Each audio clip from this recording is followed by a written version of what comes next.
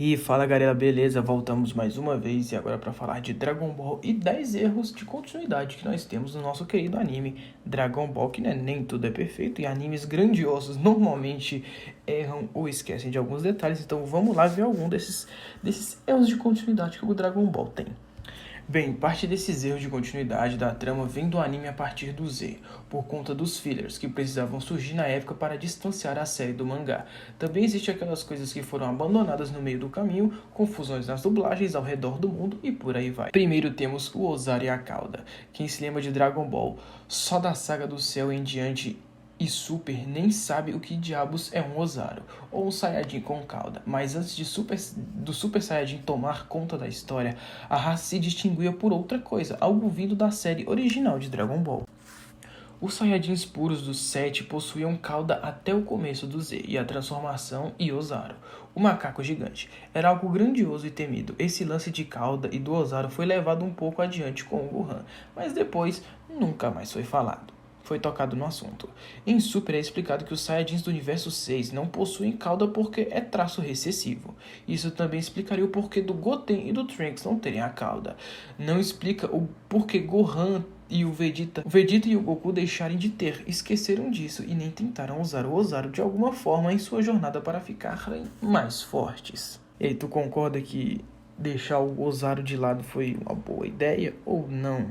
Simplesmente os caras esqueceram do Ozaru, né? No universo 6 ali, cauda pra quê? Essa parada não existe, mas falei o que você acha. Em segundo, nós temos os Saiyajins respiram no espaço. Pois é, lá na saga do Freeza, quando o Namek estava para explodir, o vilão diz explicitamente que consegue sobreviver no espaço, enquanto o Goku não pode. Porém, anteriormente, vimos o Vegeta e o Nappa conversando em pleno vácuo espacial, sem problema algum. Claro, isso pode ser rechaçado com um filler e tudo mais. Mas aí chega Super e bom, o Goku foi lutar com o Bills no espaço e não morreu por isso. Dragon Ball sendo Dragon Ball. Talvez a gente possa tentar forçar a parada aí e falar que ele conseguiu por causa da transformação de Deus, né? Mas que divino e tudo mais, mas sei lá. Em terceiro, temos a destruição do planeta Vegeta. Quando exatamente o planeta Vegeta foi destruído pelo Freeza? Bem, esse é mais um erro de dublagem e distribuição do que qualquer outra coisa, mas como muita gente só assistiu Dragon Ball dublado por aqui, vale a pena citar. Pois é, meu filho, no original o planeta Vegeta foi destruído 24 anos antes do início de Z, que é a idade que o Goku tem na história. O Goku é enviado para a Terra um pouco antes da explosão, no melhor estilo Superman, mas em várias traduções acabou que o Raditz chega à Terra e afirma que o planeta Vegeta foi destruído há 3 anos. O que é bem fake, né? O próprio filme do Dragon Ball Super Broly mostra que o planeta foi destruído com o Goku ainda era um pivetinho. A altura do nosso querido Kuririn. Qual é a altura real do Kuririn? É dito que o guerreiro mede cerca de 1,52, mas o anime quase nunca acerta seu tamanho. Nos primeiros episódios de Z, por exemplo, do lado de Raditz, o Kuririn parece ter a altura do Gohan, que era quase um bebê, enquanto em outras cenas está quase do mesmo tamanho de Goku ou da Bulma. Isso segue até o fim do anime. Em Super existe uma preocupação maior com a proporção do rapaz, mas ainda assim eles dão uma escorregada às vezes. Isso aí é só detalhe, né? Sinceramente é um bagulho que eu nem ligo. O Rei Cold e a raça do Freeza.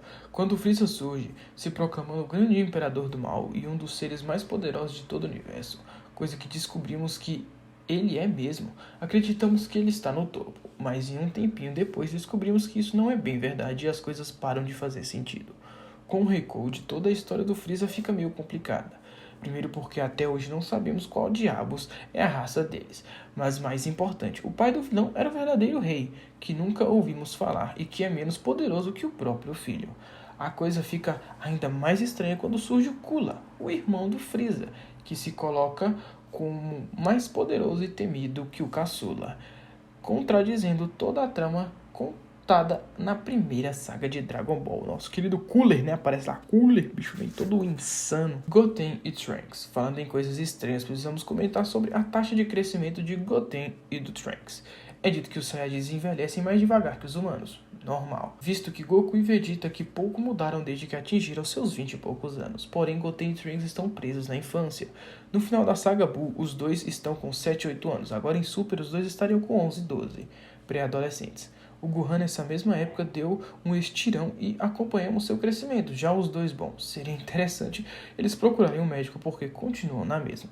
Pois é, isso aí é explicado no filme do Dragon Ball Super Hero, que fala que o Saiyajin é pequenininho, do nada ele cresce, do nada ele fica muito grande. É explicado em Dragon Ball Super Hero. É uma explicação meio né? Porque a gente vê o Gohan crescendo, eles simplesmente deram um boost de tamanho.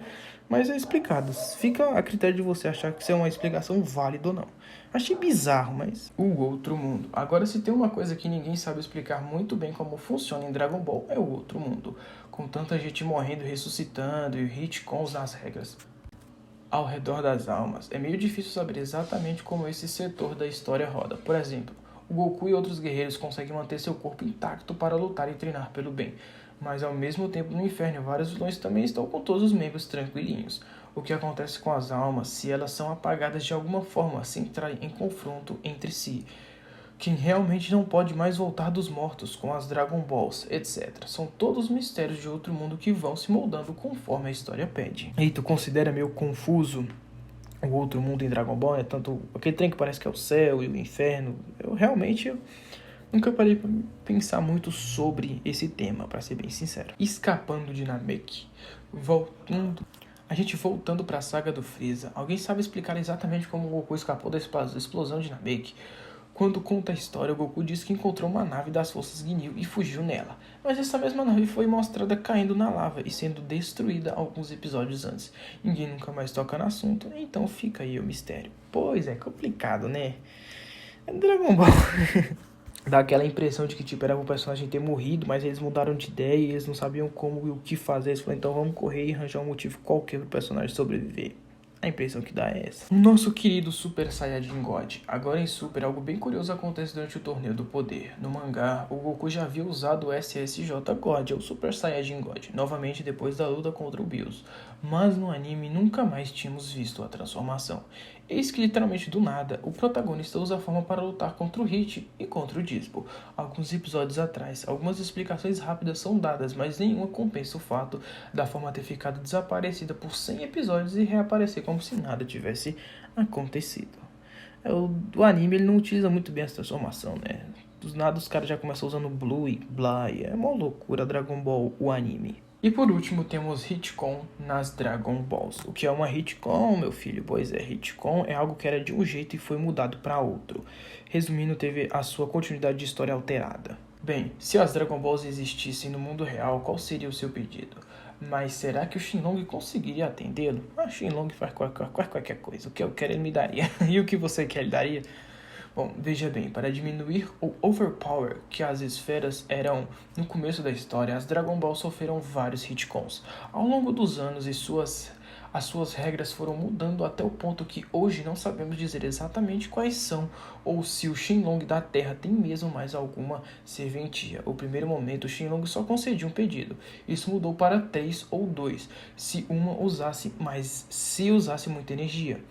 Mais tarde, os poderes do dragão foram revelados como ligados ao Criador das Esferas, e ele não podia derrotar alguém mais forte que o tal Criador. Ainda jogamos na roda das esferas de Namek, e agora em as Super Esferas do Dragão. Dizem que essas últimas podem conceder qualquer desejo em todo o universo. E também acha complicado, Dragon Ball começou a meter muita esfera, né? Era a esfera era a esfera do planeta deles aí de Namek, agora Super Esferas do Dragão, é uma loucura Dragon Ball. Mas se você gostou, sabe o que tem que fazer, a gente se vê na próxima. Falou, até mais.